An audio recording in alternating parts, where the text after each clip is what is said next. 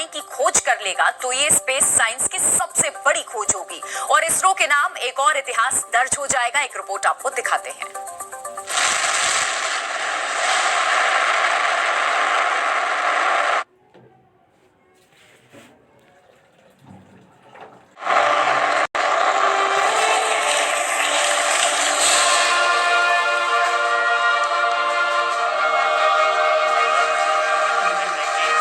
चंद्रयान 3 को चांद के साउथ पोल पर सफल लैंडिंग करते हुए पूरी दुनिया ने देखा। भारतीय वैज्ञानिकों की इस ऐतिहासिक उपलब्धि का लोहा भी पूरी दुनिया ने माना। अब बारी है दुनिया को ये दिखाने की कि भारतीय वैज्ञानिकों ने चांद को लेकर जो दावे सालों पहले किए थे उसमें कहीं कोई शको शबा नहीं है। और इस लिस्ट में सबसे ऊपर है चांद पर अलग अलग फॉर्म में पानी की मौजूदगी। दरअसल इंडियन स्पेस रिसर्च ऑर्गेनाइजेशन यानी इसरो ने जब 2008 में पहली बार चंद्रयान 1 को चांद पर उतारा था तभी ये पता लगा लिया था कि चांद पर पानी के अंश हैं। हालांकि उस वक्त वो मिशन पूरा नहीं हो पाने के कारण इस बात की पुष्टि नहीं हो सकी थी।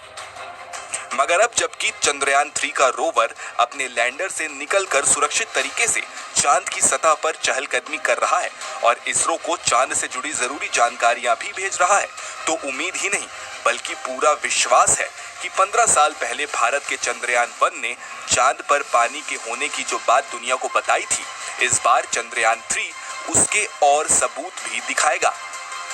यूं तो अमेरिकी अंतरिक्ष एजेंसी नासा ने 2020 में दावा किया था कि उसे चंद्रमा पर पानी होने के सबूत मिले हैं, लेकिन भारत का चंद्रयान 3 चांद के साउथ पोल में उतरा है जहां अब तक कोई भी देश नहीं पहुंच सका है। लिहाजा अगर हिंदुस्तान चांद के इस हिस्से में पानी का खुलासा करने में कामयाब होता है तो ये अंतरिक्ष विज्ञान की सबसे नई और बड़ी खोज होगी और इसके बाद पूरी दुनिया भारत के वैज्ञानिक भारत की थ्योरी को फॉलो करेंगे। वैसे भी जोहान्सबर्ग में पीएम मोदी ने ब्रिक्स समिट के दौरान जब दुनिया को संबोधित किया तो साफ शब्दों में कहा कि चांद के साउथ पोल पर चंद्रयान 3 की सक्सेसफुल लैंडिंग केवल भारत ही नहीं बल्कि दुनिया भर के वैज्ञानिकों के लिए बड़ी उपलब्धि है और इससे सभी तरह के सुधार लाने में मदद मिलेगी। इस सफलता को एक देश की सीमित सफलता के रूप में नहीं लेकिन पूरी मानव जाति की एक महत्वपूर्ण सफलता के रूप में स्वीकार किया जा रहा है।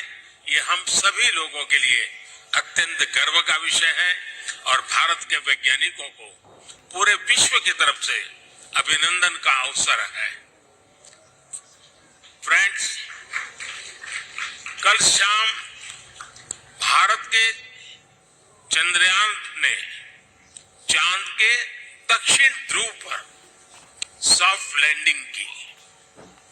ये केवल भारत के लिए ही नहीं बल्कि पूरे विश्व के वैज्ञानिक समुदाय के लिए एक बहुत बड़ी उपलब्धि है। दरअसल दुनिया अब तक चांद के दक्षिणी ध्रुव से अनजान है। चांद के जिस हिस्से को सबसे ठंडा माना जाता है वो अब तक अनछुआ और अनदेखा है। ऐसे में चांद के दक्षिणी ध्रुव पर पानी के सबूत पेश करना अपने आप में अद्भुत और अकल्पनीय होगा। चांद के साउथ पोल पर पानी मिलने की उम्मीद इसलिए भी काफी है क्योंकि नासा की एक रिपोर्ट के मुताबिक चांद के दक्षिणी ध्रुव पर भारी मात्रा में बर्फ मौजूद है। बर्फ के सबूत मिले तो पानी की संभावना बढ़ जाती है। पहले भी कुछ रिपोर्ट में चांद पर पानी की बात सामने आई थी। चांद पर 600 बिलियन किलो पानी होने की बात कही गई थी। इतना पानी जो कि करीब 2.5 लाख स्विमिंग पूल के बराबर है। सवाल है कि चांद पर अगर इतनी मात्रा में पानी मिलता है तो उसका क्या इस्तेमाल होगा? आखिर किस तरह ये फायदेमंद साबित हो सकता है? तो आपको बता दें कि पानी मिलने के बाद चांद पर जिंदगी की संभावना बढ़ जाएगी। अंतरिक्ष में ऐसी जगहें बढ़ जाएंगी जहां बेस बनाया जा सकेगा। चांद पर स्थायी आवास बनाने की योजना को मजबूती मिलेगी। बर्फीले पानी की सतह अर्थव्यवस्था के नए आधार तैयार करेगा। चांद पर भेजे गए रॉकेट के लिए ईंधन बनाना भी आसान हो जाएगा।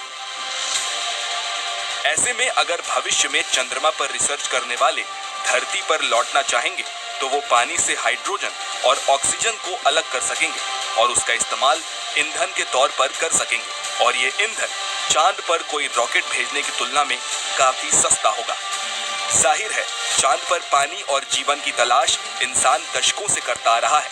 ऐसे में भारत का चंद्रयान 3 उन तमाम तलाश और खोज का अंत ना सही मगर शुरुआत जरूर हो सकता है। रिपोर्ट जी मीडिया। तो चांद पर पानी की खोज एक खजाने के बराबर है, मगर ये कहना गलत नहीं होगा कि सिर्फ चांद पर पानी नहीं बल्कि पूरा का पूरा चांद ही किसी खजाने से कम नहीं है। और इंडियन स्पेस रिसर्च ऑर्गेनाइजेशन ने 615 करोड़ रुपए में चंद्रयान 3 को चांद पर भेजकर उस खजाने की चाबी हासिल कर ली है। एक रिपोर्ट आपको दिखाते हैं।